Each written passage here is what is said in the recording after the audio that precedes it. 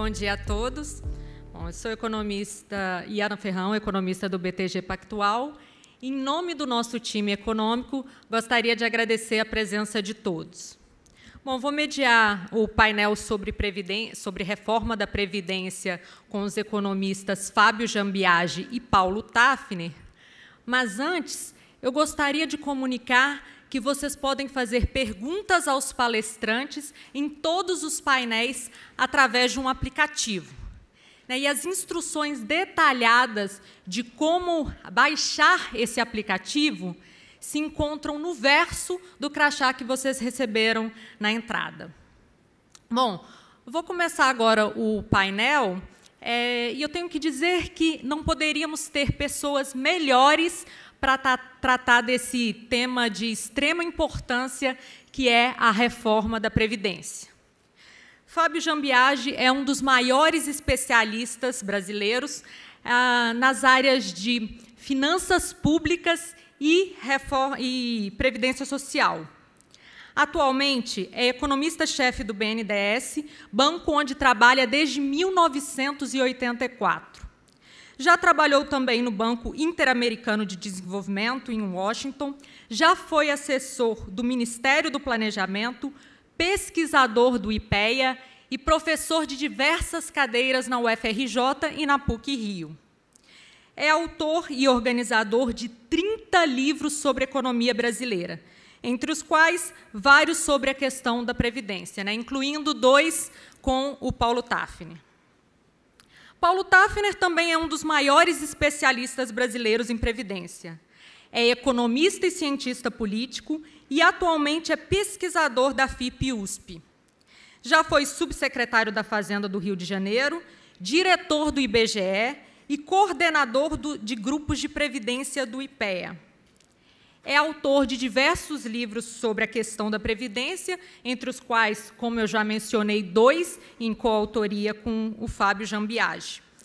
E eu acho que vale destacar também que ele foi coordenador do grupo capitaneado pelo Armínio Fraga para elaborar uma proposta de reforma da Previdência para o presidente que fosse eleito. E essa proposta foi encaminhada ao futuro ministro da Fazenda, Paulo Guedes, e hoje é uma das mais cotadas para ser apresentada ao Congresso no próximo ano. Muito obrigada ao Fábio Jambiagi e ao Paulo Tafner por terem aceitado o nosso convite. Gostaria de convidá-los ao palco.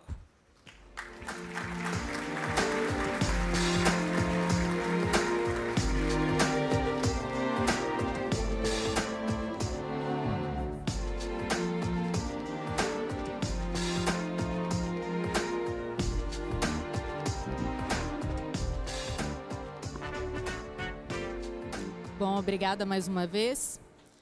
Bom, todos nós sabemos que uma reforma da Previdência é indispensável, que deve ser prioridade do próximo governo. Caso não seja aprovada uma reforma da Previdência em 2019, ou pelo menos no início de 2020, dificilmente a lei do teto de gastos vai ser cumprida a partir de 2021, e, além disso, a dinâmica da dívida pública torna-se insustentável.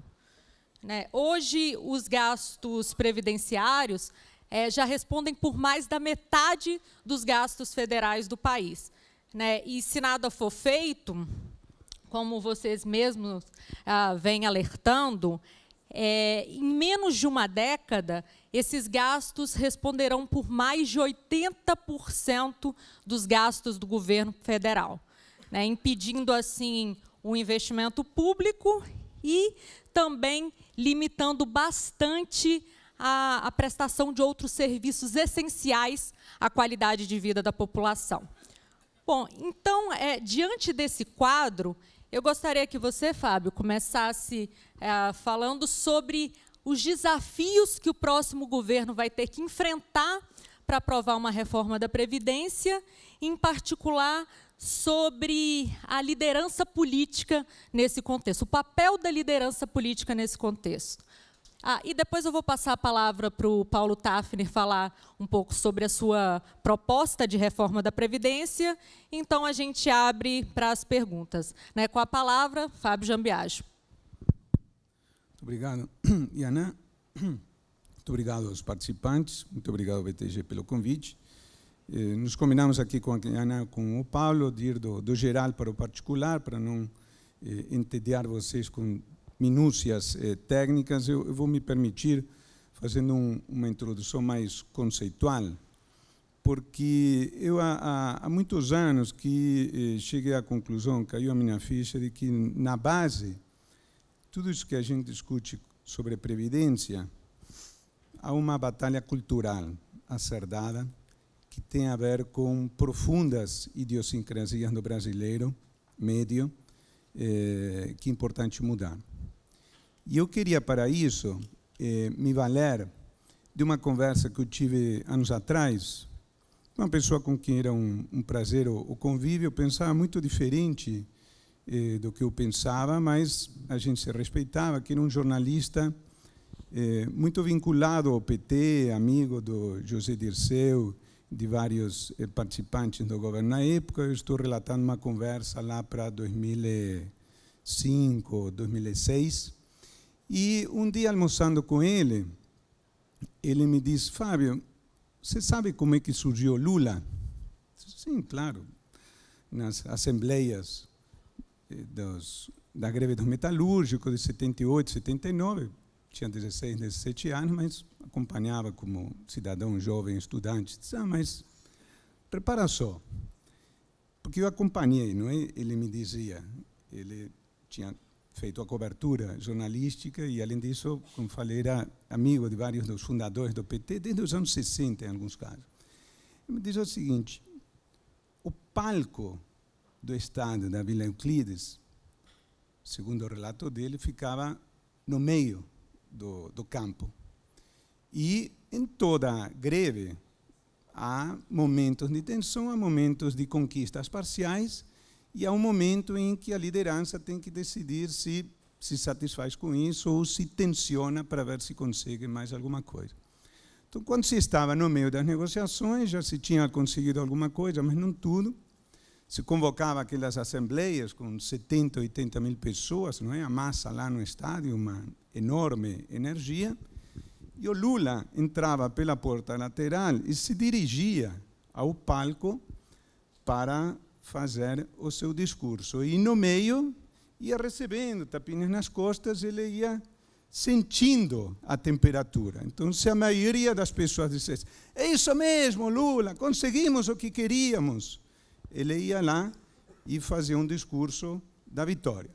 Se ele sentisse que as pessoas estavam ainda profundamente irritadas, que achavam que aquilo era pouco, que dava para conseguir mais, ele chegava lá e escalava na retórica radical, mantendo a greve para tentar alcançar uma conquista maior. Ele fazia isso com o talento do maior comunicador político desde o Getúlio Vargas, com enorme mestria, como todos reconhecemos, não é? Defensores ou críticos do ex-presidente. Mas aí o que esse jornalista amigo me fez notar, disse: Fábio, ele construiu a liderança política, mas, na verdade, o que ele fazia, ele ia atrás da opinião majoritária. E indo atrás da opinião majoritária da população, nós chegamos a esse descalabro fiscal, na raiz do qual está o problema previdenciário. E aqui eu quero fazer um pequeno corte. Como falei, eu não vou falar de detalhes, de minúcias técnicas, para uma pequena experiência pessoal minha. Em 93, 94, eu trabalhei no BID, Banco Interamericano de Desenvolvimento, em Washington, e eu era o country economist, economista de país para Colômbia e para a Venezuela. Venezuela pré-Chávez, mas estavam lá todos os elementos que geraram depois o fenômeno do chavismo. E a Venezuela, que na época enfrentava um barril de petróleo a $10, uma situação absolutamente dantesca do ponto de vista fiscal, Era um país onde, tradicionalmente, a PDVSA, que é a Petrobras, ele cobria 80%, 90% das necessidades fiscais. Então, as pessoas não estavam acostumadas a serem tributadas, a pagar imposto de renda, a pagar coisas que, na maioria dos países, já estavam cristalizadas na legislação há 30 ou 40 anos. E nós tínhamos sido chamados do BID para uma cooperação técnica para ajudar na implantação do IVA. Estou falando em 93, 94, que o Brasil tinha desde meados dos anos 60. E estávamos num táxi, os 3 ou 4 membros da equipe técnica, e conversando acerca das dificuldades que estamos vivenciando para convencer, para que o governo convencesse a população de que aquilo era inevitável. Só que nós esquecemos de um pequeno detalhe, que o motorista de táxi era venezuelano. E ele começou a ficar irritado, a deblaterar contra a gente, olhando pelo retrovisor, gesticulando de dedo em riste, e tivemos que descer do táxi antes, porque o clima ficou muito pesado, porque estava se falando em criar o IVA, que era um palavrão na Venezuela, embora fosse prática absolutamente corriqueira em muitos países. Muito bem, a mesma dificuldade que o cidadão médio venezuelano tinha, de certa forma ainda tem, para perceber o óbvio da necessidade de tributação, o brasileiro médio tem para entender a necessidade de mudar as regras previdenciárias. Tá? E eu tenho feito esse tipo de discurso, fazendo, às vezes, alusões a algumas coisas que estão muito enraizadas, e estava nessa procura, nessa reflexão, e a primeira vez em que isso foi ficando mais claro para mim foi no contexto do debate eleitoral de 2006, né? Com o enfrentamento do Alckmin com o Lula na tentativa da reeleição, depois bem sucedida do ex-presidente Lula. E, por acaso, naquela época, eu estava lendo um livro que recomendo a todos lerem, mas depois dos 50 anos, que era Raízes no Brasil, do mestre Sérgio Buarque de Holanda. E lá no meio tem uma frase que acho lapidária, não é? Acerca desses nossos cacoetes culturais. Ele diz o seguinte: nas formas de vida coletiva podem assinalar-se 2 princípios que se combatem e regulam diversamente as atividades dos homens. Esses 2 princípios encarnam-se nos tipos do aventureiro e do trabalhador. Já nas sociedades rudimentares, manifestam-se eles na distinção fundamental entre os povos caçadores, não é? Que se apropriam de algo que já existe, e os povos lavradores que criam algo novo. Para uns, o objeto final, o ponto de chegada, assume relevância tão capital que chega a dispensar por secundários todos os processos intermediários. Seu ideal será colher o fruto sem plantar a árvore. Friso. E continua. O trabalhador, ao contrário, é aquele que enxerga primeiro a dificuldade a vencer, não o triunfo a alcançar. O esforço lento, pouco compensador e persistente, registro essas palavras, esforço lento, pouco compensador e persistente, que, no entanto, mede todas as possibilidades de desperdício, tem sentido bem nítido para ele. Existe uma ética do trabalho, assim como existe uma ética da aventura. As energias e esforços que se dirigem a uma recompensa imediata são enaltecidos pelos aventureiros. As energias que visam a paz, a estabilidade, a segurança pessoal e os esforços sem perspectiva de rápido proveito material passam, ao contrário, por viciosos e desprezíveis para eles. Entre esses 2 tipos, não há, em verdade, tanto uma oposição absoluta como uma incompreensão radical. E eu lia isso em 2006, palavras escritas em 1936, e 70 anos depois estava vendo na prática os dilemas, novamente, do país. Não porque isto fosse objeto do debate eleitoral, onde tivesse de lado um candidato reformista, claramente defendendo isso para a população, e de outro. Não, é porque, na verdade, isso estava associado à incapacidade e à impotência de nós reformistas para convencermos a liderança política acerca desta necessidade de mudança. E faço o contraponto disto com algo que espelha de uma forma muito cristalina esta visão que o cidadão médio tem acerca do papel paternalista provedor do INSS. Eu vou ler uma frase, tá? Um minuto, de uma matéria jornalística acerca de uma personalidade já falecida, extremamente cativante, extremamente simpática, o nome não vem ao caso, e que era apresentada nesta matéria jornalística de uma forma muito positiva, muito simpática, exatamente pelo que eu vou relatar agora. Tá? E ele diz o seguinte, esta matéria: fulano continuou surpreendendo mesmo depois de morto, ainda que indiretamente. Em março de 2012, 3 meses após seu falecimento, veio a notícia de que se casara em janeiro de 2011 com uma moça de 27 anos. Sua viúva cuidou dele. Segundo ela, os dois casaram para que ela recebesse uma pensão e pagasse a faculdade de enfermagem. Isto é uma aula de Brasil. Este parágrafo é, de alguma forma, o espelho síntese de como chegamos aqui.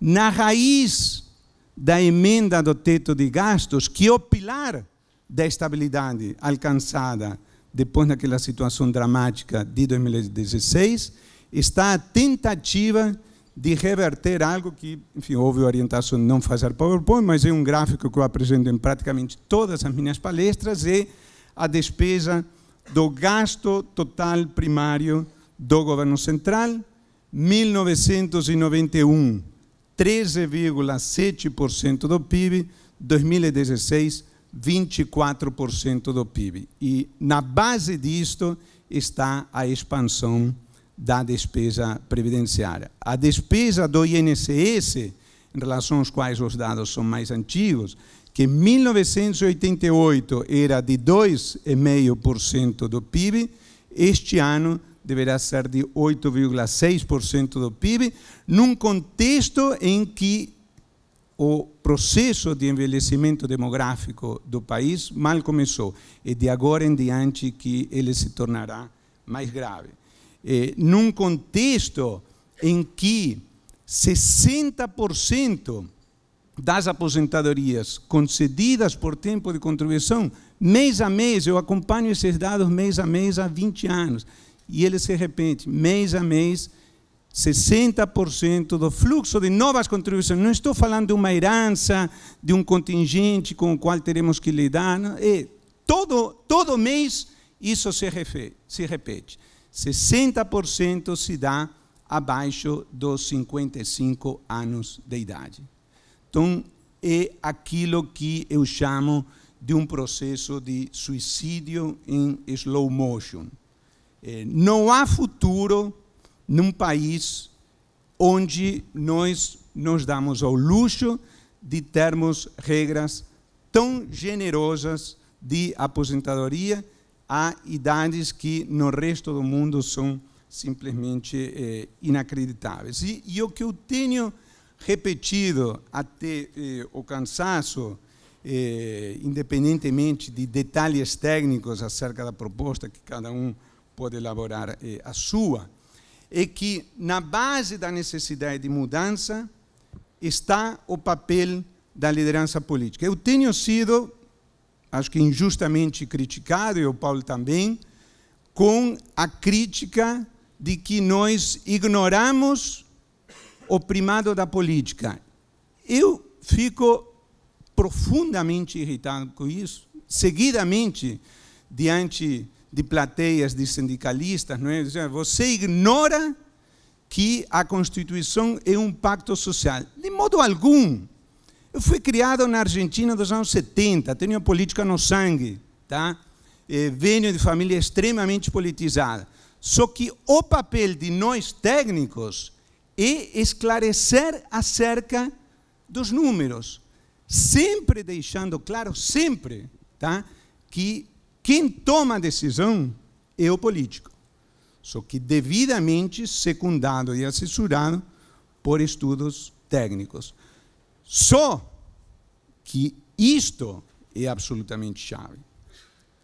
O que distingue o estadista é justamente não a capacidade de perceber a vontade majoritária e captá-la. Isto é um atributo, mas mais do que isso, é dizer para a sociedade: nós estamos indo para lá e isto é um erro.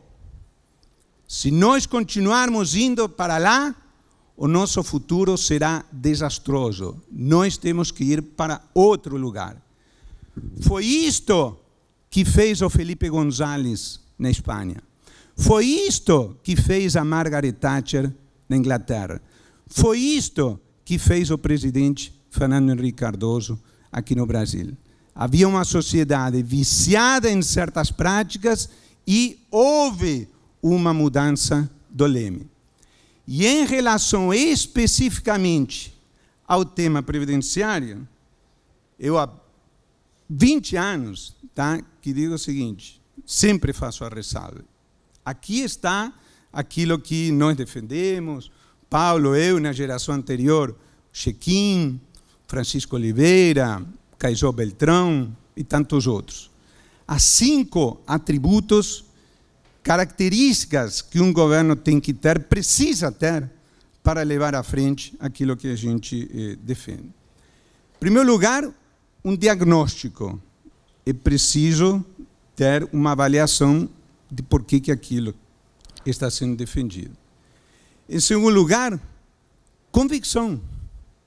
Não há como convencer a população se a própria pessoa não estiver convencida disso, porque a população vai perceber que não há convicção nisso. Em terceiro lugar, energia. É profundamente desgastante. Se o Paulo e eu, que estamos nisso há 25 ou 30 anos, já estamos um pouco cansados, sendo pura e simplesmente modestos cidadãos, o que dirá de uma liderança que é conhecida, que vai aparecer na televisão, vai ser xingada, chamada disso, daquilo, etc, etc. É preciso muita energia. É preciso o exercício até a exaustão da capacidade da persuasão. Persuasão é uma palavra-chave. Tá? Persuasão foi o que o presidente Fernando Henrique Cardoso, antes de ser presidente, fez para convencer a população de algo que parecia uma maluquice, que num determinado dia os valores teriam que ser divididos por 2.750, que era o preço da última URB, para calcular os valores em reais. E aquilo foi uma experiência magnífica de liderança política que deu certo. E, talvez, num país com a nossa fragmentação política, a mais importante de todas: capacidade de articulação. Convencimento da população importante, e quando eu digo convencimento, estou falando de não ir apenas a eventos como esse. Quem estiver nisso tem que arregaçar as mangas. Ir ao programa da Luciana Gimenez, Ana Maria Braga, Ratinho, é disso que se trata. E tudo isto que a gente está falando pode ser defendido olhando nos olhos do eleitor. Não há rigorosamente nada do que o Paulo e eu estamos defendendo há 20 anos que não possa ser justificado diante da população. E eu sempre digo que o maior elogio profissional que eu recebi na minha vida foi de alguém suspeito, que um sindicalista da CUT. Quando no Fórum da Previdência Social, chamado pelo presidente Lula, em 2007, foram chamados todos os participantes do debate, todos, sem exceção, quem era contra, quem era a favor, para um exercício institucional extremamente válido, não fosse o fiasco das conclusões. Todo mundo foi lá, foi muito bem recebido. Quando eu fui, o ministro era o Luiz Marinho, tá? Ele me recebeu com muita cordialidade, fiz a minha apresentação. Aquilo era um fórum tripartite, tinha setor privado, tinha o governo, tinha representantes dos movimentos sociais, e cada um dos convidados fazia a sua explanação e depois vinham as perguntas. E quando eu fui, estava sentado ao meu lado o representante da CUT. E ele fez a primeira pergunta, eu vou repetir aqui o textual dele, tipo de linguagem que todos vocês estão familiarizados. Ele pediu a palavra e, se dirigindo para o conjunto tripartite, né, eram 21 participantes do fórum, gesticulando, né, disse assim: eu estou impressionado com a crueldade do professor Jean Biagi. E frisou a expressão, crueldade. Mas o que me deixou mais preocupado é que ele foi convincente. Aquilo para mim foi a glória. Não quero mais nada na vida. Tá? É disto que se trata. É de exercer a capacidade de persuasão para mostrar que estamos defendendo coisas rigorosamente palatáveis, rigorosamente defensáveis e que são fundamentais para que os nossos filhos e netos vivam no país que a gente gostaria. Muito obrigado a todos. Deixo os detalhes com o Paulo.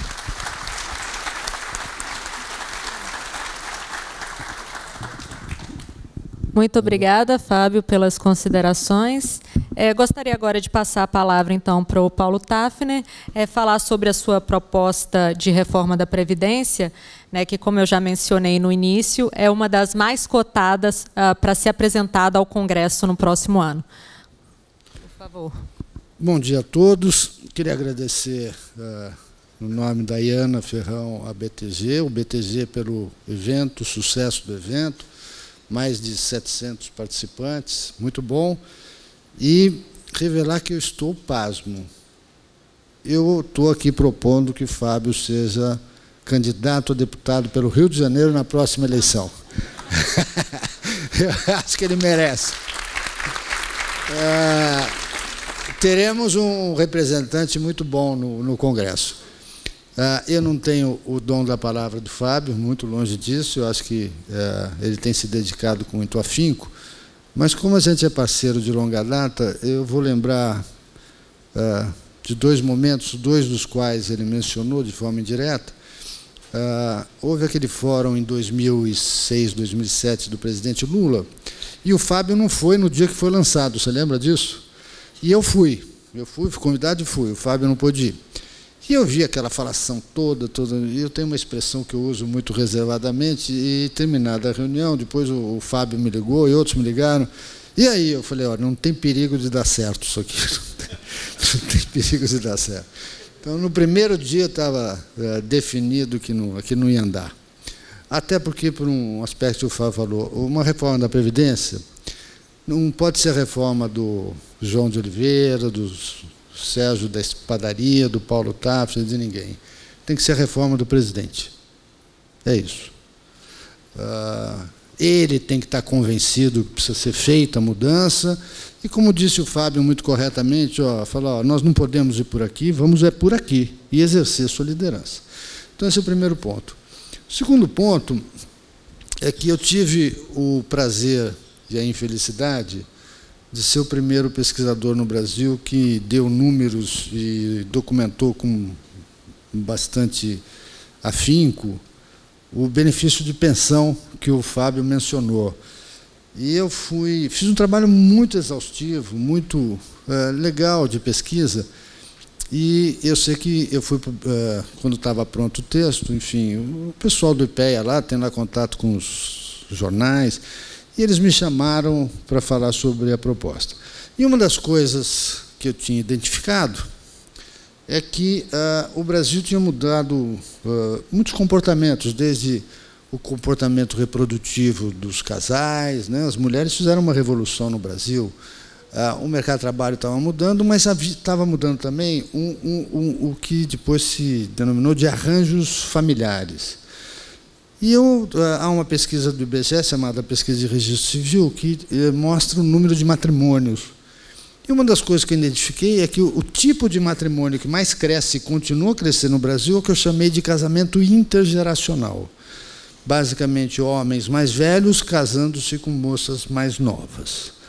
Este é o casamento que mais cresce no Brasil. Muito bem.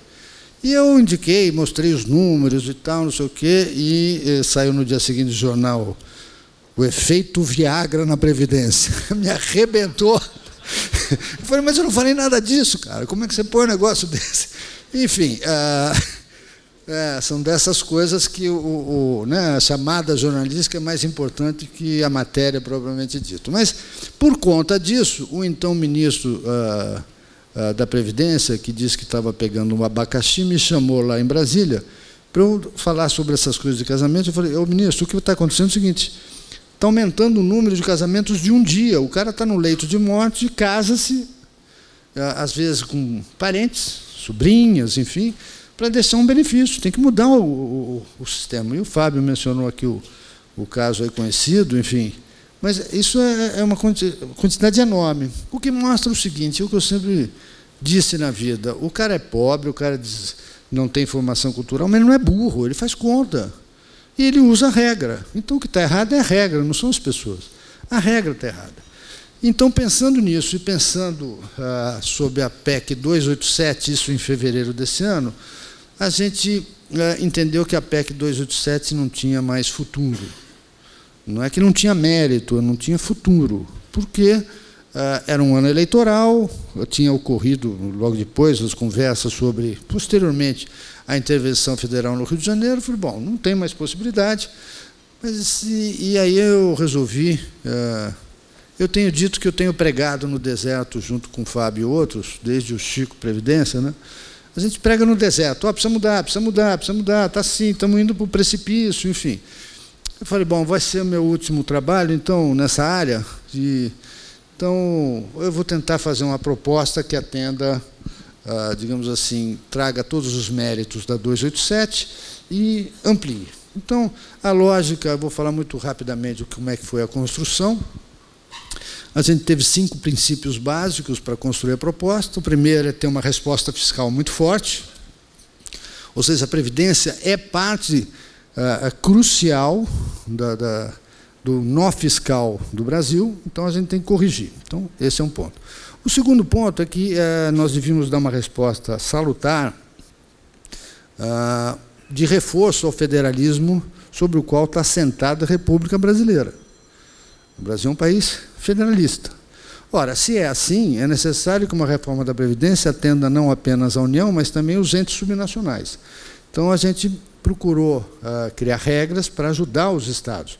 Nós temos aqui o ministro Supremo, ex-ministro presidente Supremo do Rio Grande do Sul, e ele sabe muito bem a situação fiscal do próprio estado. Né? Por mais esforço os governantes façam, ele tem pouca governança sobre o tema previdenciário. O mesmo ocorre em Minas, Rio. Os governos estão atrasando o salário, não é porque quer, não é porque querem, é porque não tem dinheiro para pagar. E, na raiz disso, está a questão previdenciária. Bem, então, a gente arrumou também a questão dos entes subnacionais. A terceira coisa é que a gente partiu do pressuposto, e eu acho que correto, de que, na maior parte das vezes, gravar texto na Constituição é criar rent-seeking. É gente que se apropria de parte da renda sem trabalhar para isso. Então, a ideia era desconstitucionalizar e, de certa forma, valorizar o que é o princípio democrático. A Constituição é um pacto? Pode ser, é um pacto, mas é um pacto básico. Ele não pode ser um pacto cristalizado em que um recebe tudo e o outro paga tudo. Muito bem. O quarto princípio que a gente tinha é de equalizar e retirar da Previdência as enormes iniquidades que tem.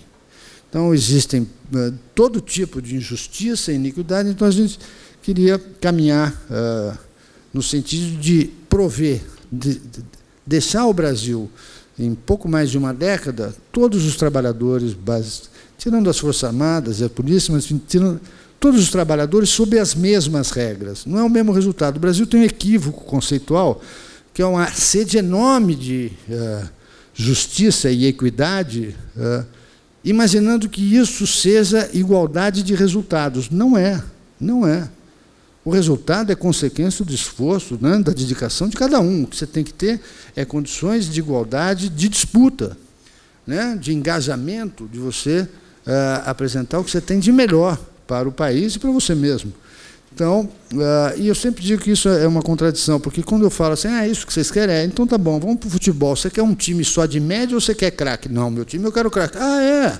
Você quer craque no time. Então, nós temos um problema no Brasil, que é uma sede enorme de igualdade e justiça, mas de resultado, o que é um equívoco, não pode ser resultado.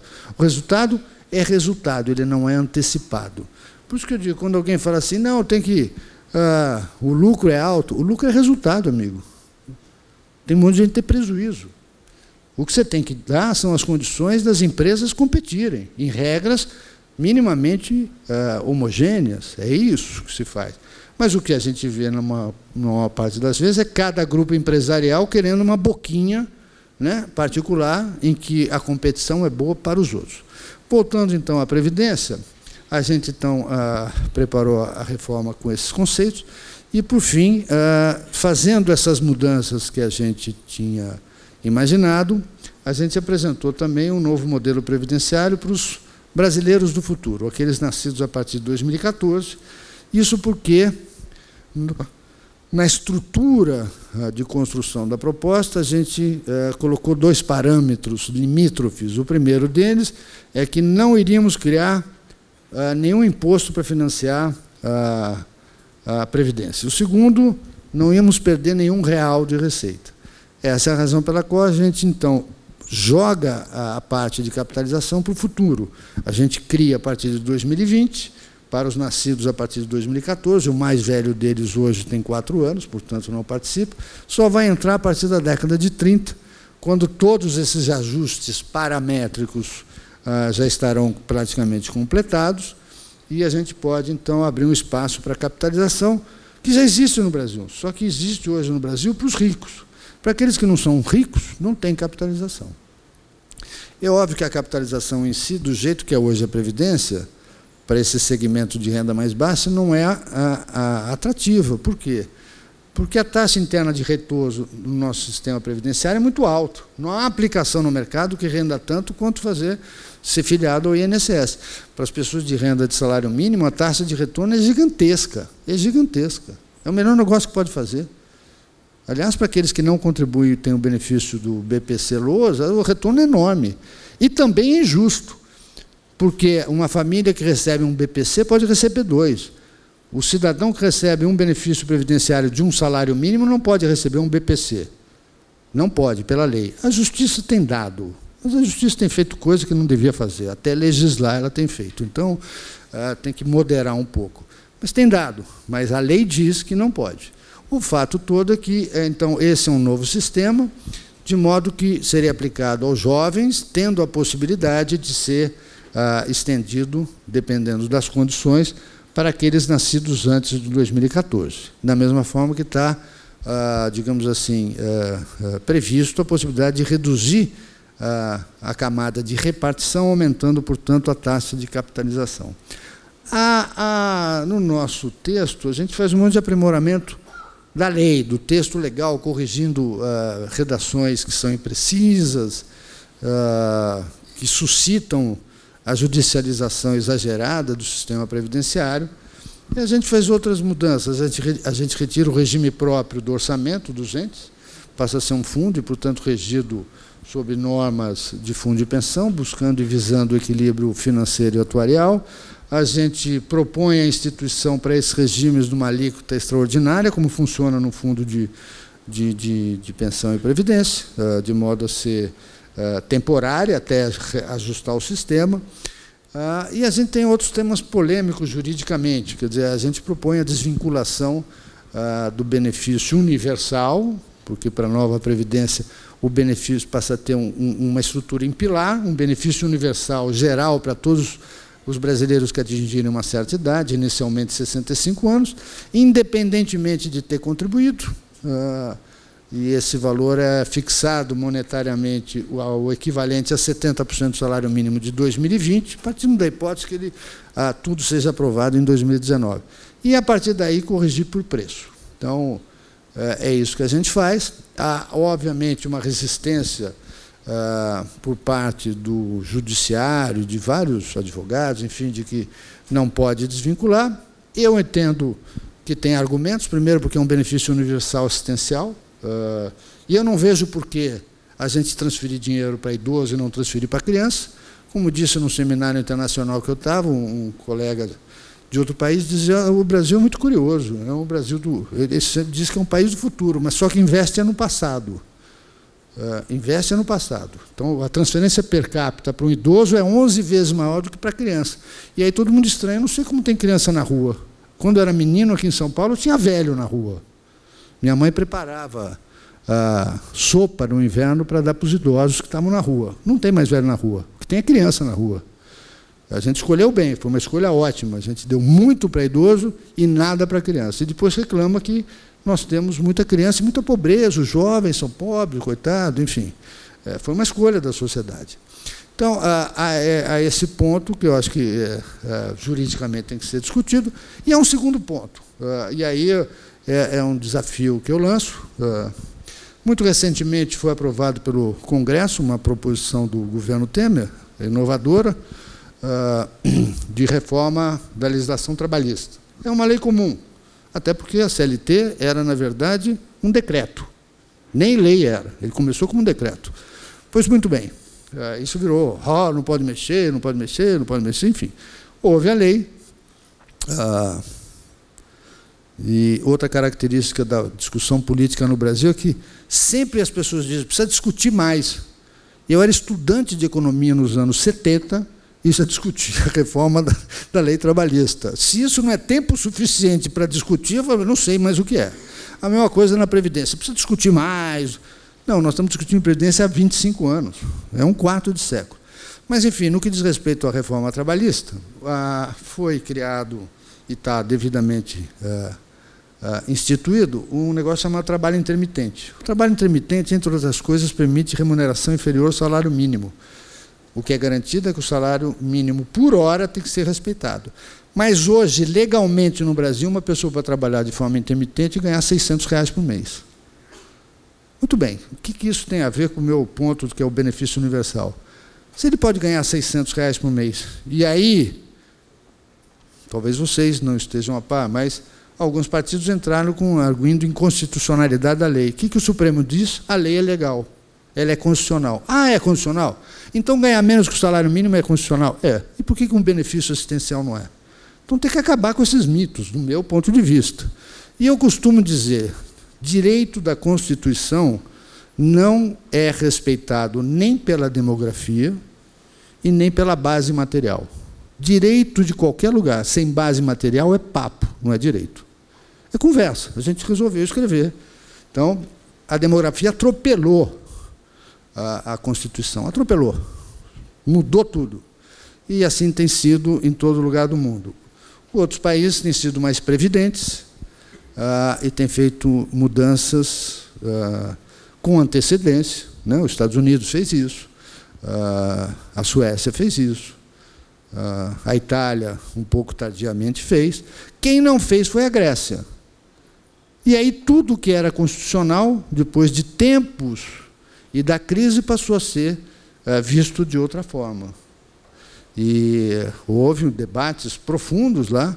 Acho que aqui, ou em outro lugar, nós tivemos a experiência de um técnico grego, né, que acompanhou a Previdência, e toda a reforma lá, e mencionou exatamente isso, que a própria Corte Superior lá foi revendo as coisas, porque o caos era tamanho, o que a gente não precisa chegar a este ponto. Então, por isso foi feita a proposta. A proposta é muito detalhada, são 400 páginas de legislação, uma PEC e 4 matérias infraconstitucionais, uma legislação para o regime geral, que a gente junta as duas leis que regem o regime geral, 8.212 e a 213, a gente fundiu essas duas leis, uma lei específica para o regime próprio, uma lei específica para as Forças Armadas e uma lei para polícias militares e bombeiros. Tem um texto, resumo disso, os impactos estão lá medidos, o impacto só no regime geral, em 10 anos, comparado com a PEC 287, não sei se vocês se lembram, é 802 bi nas minhas contas, muito próximo do governo, e a nossa, em 10 anos, é 1,3 trilhão. Então, é 60% mais potente e cumpre o papel de ajudar o fiscal. É isso, estou à disposição para as perguntas de vocês. Muito obrigado.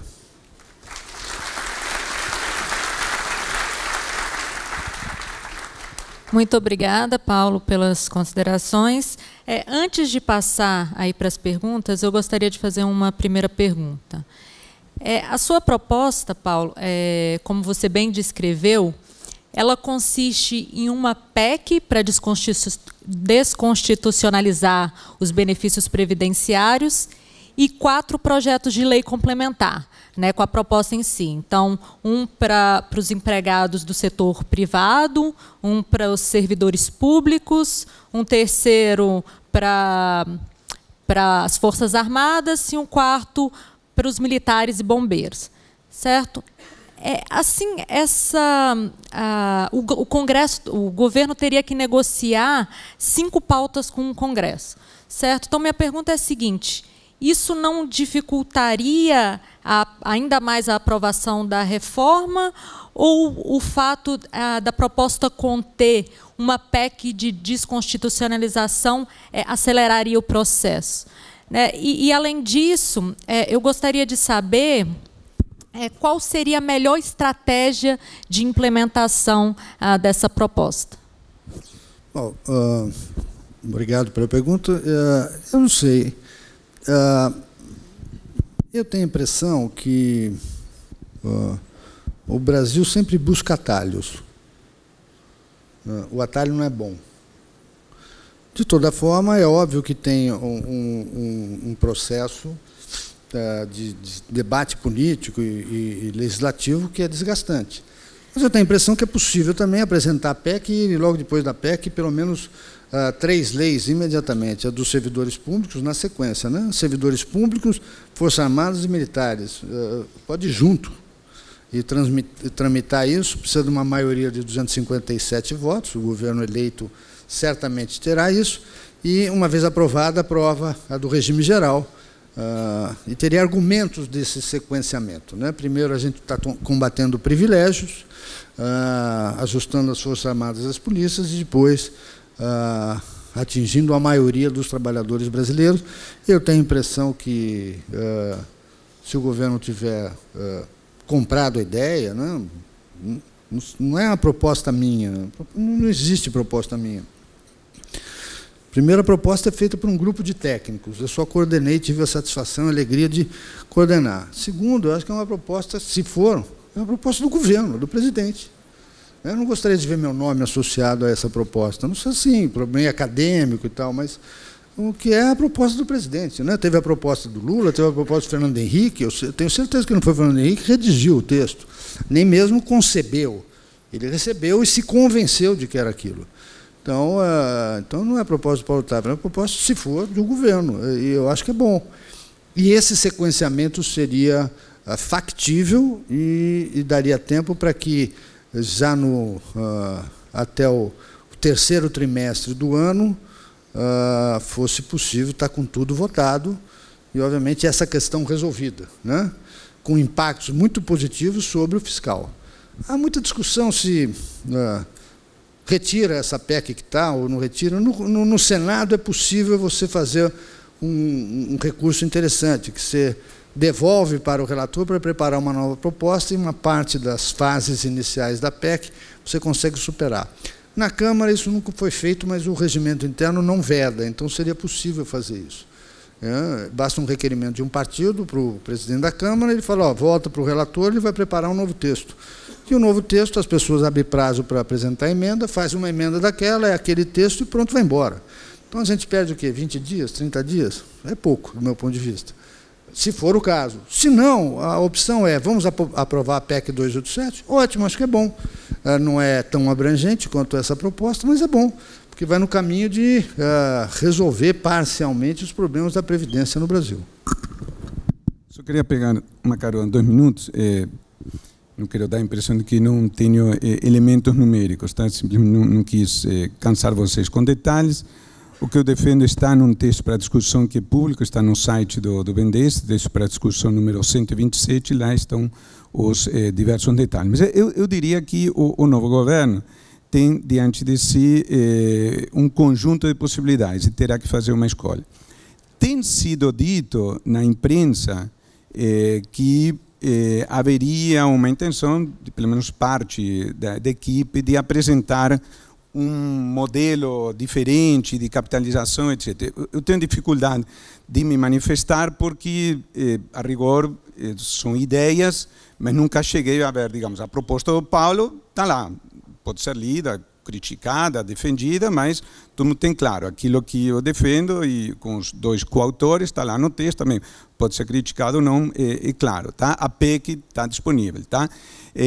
Estas ideias alternativas de um novo modelo até agora não tomaram estado público, então tanto Paulo como eu temos dificuldade em nos posicionar em relação a algo cujo conteúdo concreto não se sabe. Eventualmente pode ser uma possibilidade, tá? Mas concretamente tem 3 alternativas. Tem seguir estricto senso com a PEC do jeito que está lá, tem adotar a alternativa do Paulo e colegas.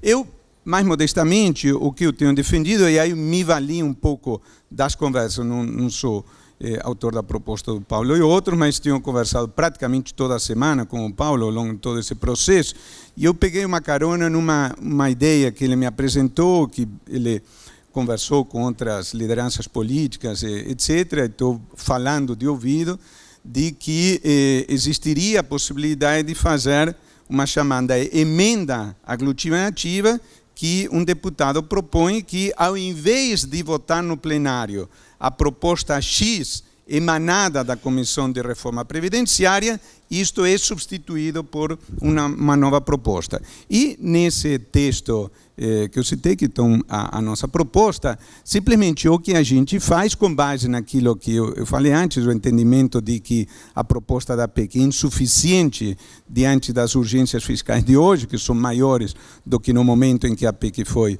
formulada, é simplesmente pegar o arcabouço, a arquitetura da PEC e jogar alguns parâmetros para cima, notadamente o da idade mínima. Tá? A PEC começa com uma idade mínima de 55 anos para os homens, 53 para as mulheres. Tá?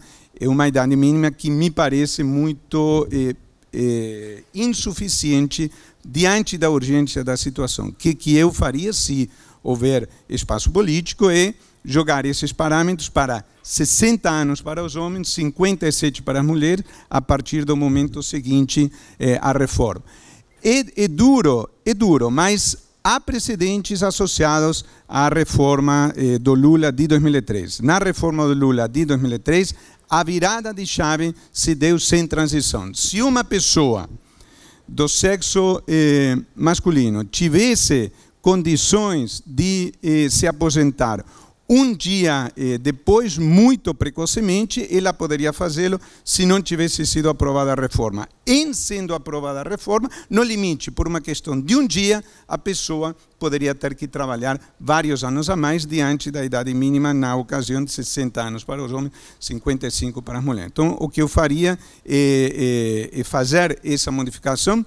Me parece que é inteiramente defensável, à luz do fato de que, por conta da precocidade das aposentadorias por tempo de contribuição que continuam sendo defendidas, nós estamos numa redução sistemática de recursos para atividades sociais fundamentais, 60 anos para os homens, 57 para as mulheres, com elevação gradativa, inclusive parcialmente também para os rurais, de 1 ano a cada 2 anos, até completar a transição, até se chegar aos mesmos parâmetros da PEC original.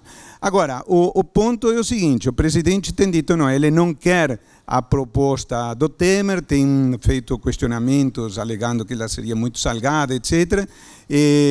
Isso faz parte do processo de acomodação, mas no dia 2 de janeiro, naquelas entrevistas quebra-queixo, os jornalistas irão perguntar, bom, tá bom, presidente, então qual é a sua proposta? Então, o governo, não necessariamente em janeiro, naturalmente todo mundo que acompanha a política é ciente da importância da eleição das mesas, quem for presidente da Câmara, quem for presidente do Senado, serão agentes fundamentais para essa mudança, é razoável que isso não necessariamente seja apresentado em janeiro, mas se não em janeiro, em fevereiro ou no máximo em março, o governo tem que dizer, bom, esta é a nossa proposta e aí vamos em frente. E eu, particularmente, estou convencido de que, dada a legitimidade que ele tem, o que ele conseguiu não é pouca coisa, tá? 6 meses atrás, o ex-presidente Lula estava com 40% nas pesquisas e o PT foi derrotado pela pregação do presidente Jair Bolsonaro. Eu estou convencido de que, se o novo presidente, estiver convencido, ele aprova a reforma que ele quiser. Mas tem que ordenar a casa.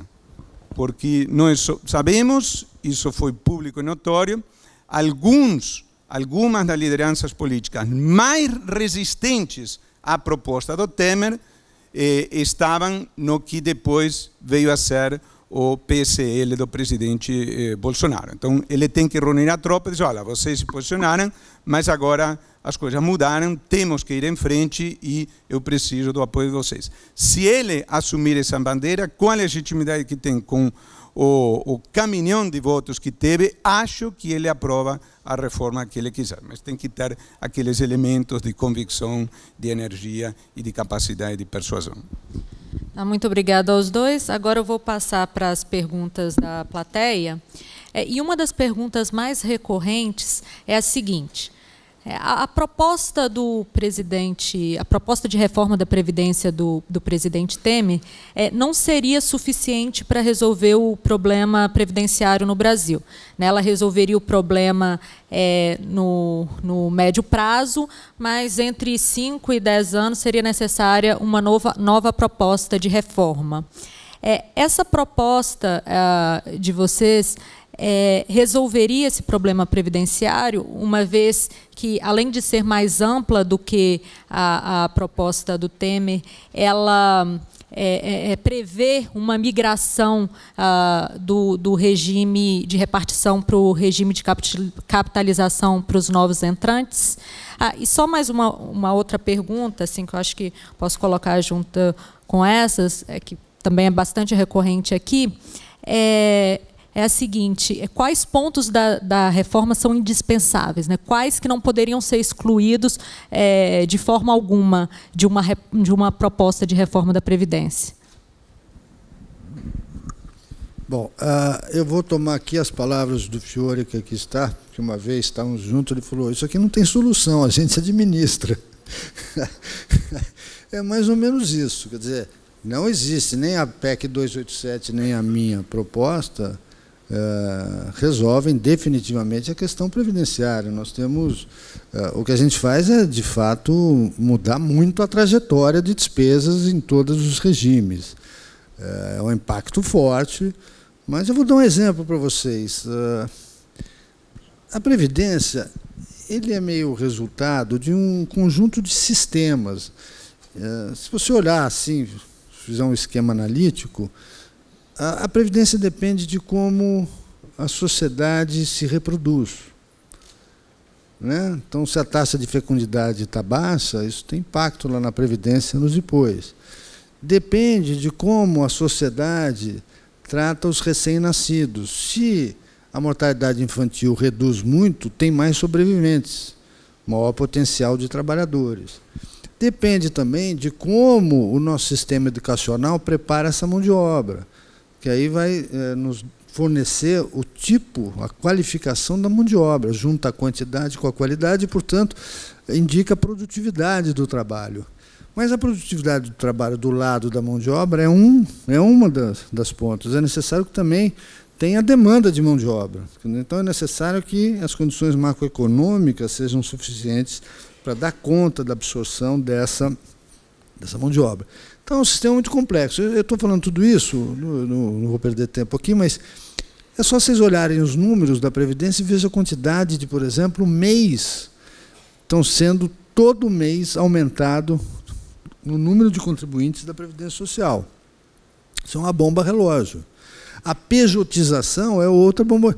Então, não há reforma que consiga equacionar. A nossa reforma, sem dúvida, é mais abrangente e, particularmente, para os entes subnacionais, aí é outro patamar. De fato, é outro patamar. A gente endereça esse problema. Os governadores, se há alguém que deveria estar aqui aos meus pés, são os governadores. Poxa, alguém pensou na gente. Por quê? Porque está endereçado para eles poderem governar. Senão não vão governar. Vão ficar de pires na mão no governo federal. Esse é o fato.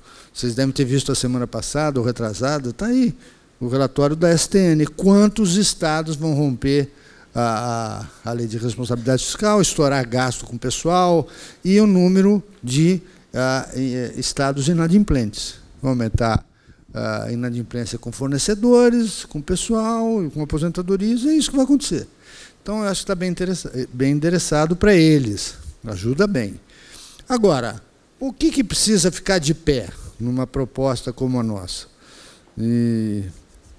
Eu acho que tem coisas que precisam ser mantidas. Quer dizer, a gente estabelece uma idade mínima que não é a idade que o Fábio propõe, na verdade, é a idade que foi já negociada no Congresso. Nós partimos da ideia de que, se já foi negociado no Congresso, dá para começar por ali. E a gente acelera a transição. Então, isso tem que ser feito. Tem que ter uma idade mínima. E tem que ter não uma idade mínima agora como um indicativo de como ela vai evoluir. Isso precisa estar de pé. Seria muito desejável a desindexação.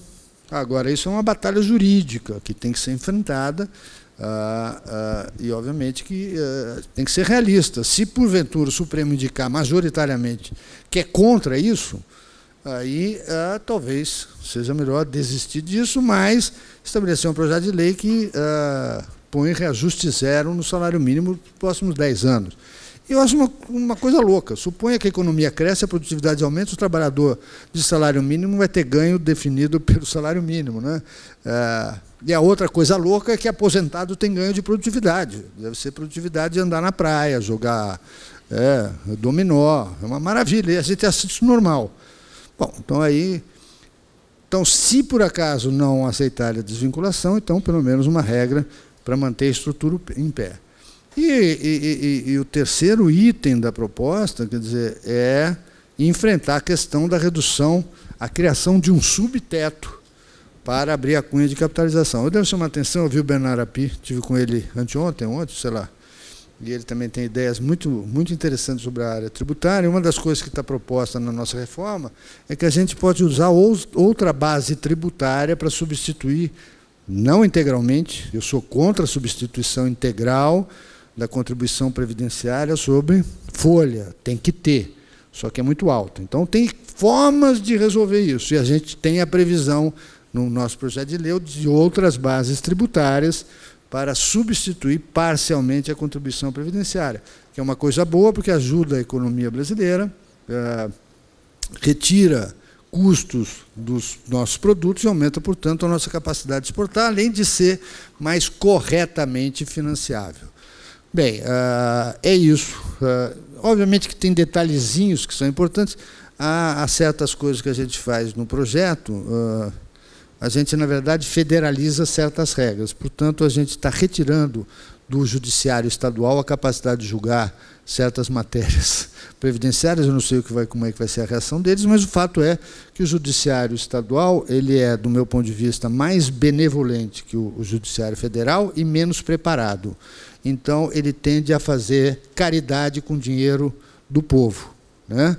Então, ele faz um monte de caridade. E quando perde, porque há recurso, esse dinheiro não é devolvido. E aí eu acho que tem juristas aqui, pode explicar com mais detalhes do que eu, por que o dinheiro pago pela Previdência nunca é devolvido por quem o recebeu indevidamente, ainda que julgado em juízo, que foi recebido indevidamente, ele não devolve, né? Ele não devolve. Eu não estou falando de fraude, nada disso. Aquele benefício que foi julgado, deferido pelo juiz de primeira instância, não, passa a receber, e depois é revertido em instâncias superiores. Então, isso é uma mudança que a gente faz, eu acho que só aí o vazamento de recursos vai diminuir bastante, porque a justiça estadual, lamentavelmente, ela é muito... Tem uma coisa, né, de a justiça social, né, a justiça popular. Obviamente que se fosse do orçamento da justiça, ele não ia ser tão bonzinho, mas, de toda forma, como é dinheiro dos outros, põe lá. E menos tecnicamente preparado. Então, eu acho que isso é uma coisa, óbvio que tem juízes muito bem preparados, enfim, mas, na média, é menos preparado que a Justiça Federal. Então, isso também vai mudar bastante. São pequenos ajustes que a gente fez, né? A gente aprimorou textos da lei na área, por exemplo, do benefício rural. E outros benefícios lá dentro, que são dezenas de benefícios, a gente procurou deixar um texto mais limpo, mais claro, para menor discricionariedade por redação imprecisa por parte do judiciário. Então, é isso.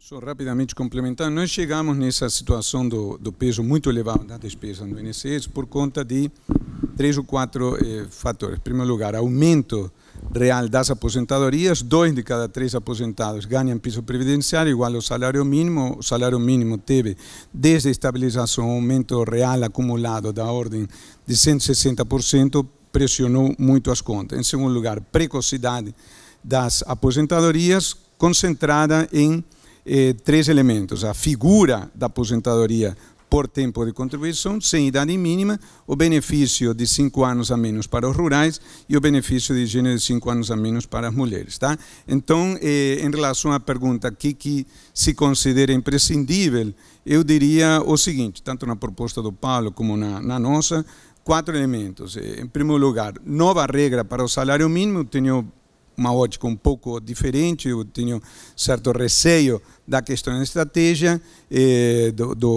inclusive da questão jurídica. Então, o que eu defendo é algo muito simples de entender e me parece defensável politicamente: indexar o salário mínimo ao INPC pelos próximos 10 anos.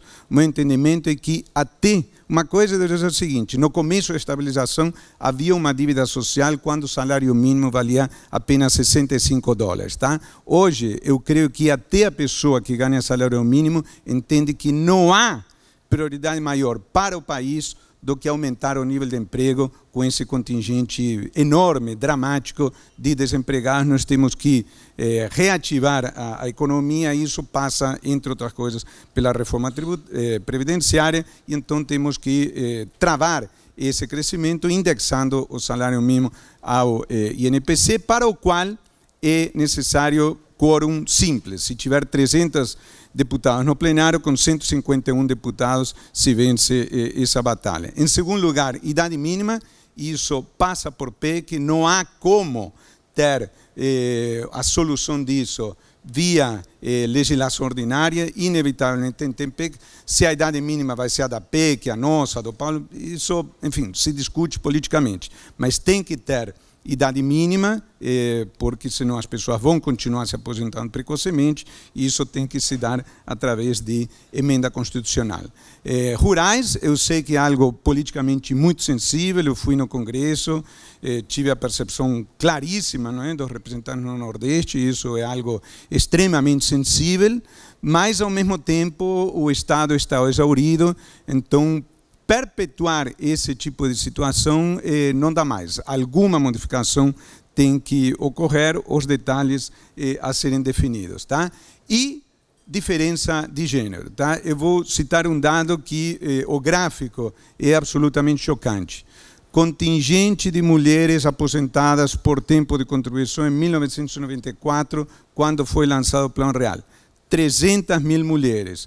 Contingente de mulheres aposentadas por tempo de contribuição em 2019, quando teremos essa discussão. 2.100.000 mulheres. Estamos falando de algo que terá se multiplicado por um fator físico de 7. Volto a dizer, eu acompanho essas contas todo mês, há 20 anos me dou o trabalho, tenho um enorme arquivo. Tá? Este contingente, mulheres aposentadas por tempo de contribuição, cresce há anos a 7% ao ano em termos físicos. tá? E não são as coitadas das mulheres nordestinas que começam a trabalhar como empregada doméstica aos 15 anos, porque estas pessoas não têm condições de comprovar 30 anos de contribuição. São pessoas como as daqui da plateia que se aposentam com 50, 52 anos de idade, com expectativa de viver ainda até os 83, 84, 85 anos.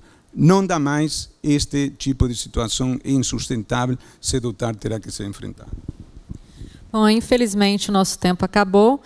Eu gostaria de agradecer ao Paulo Tafner e ao Fábio Jambiagi pelas brilhantes considerações, né, que foram bastante esclarecedoras.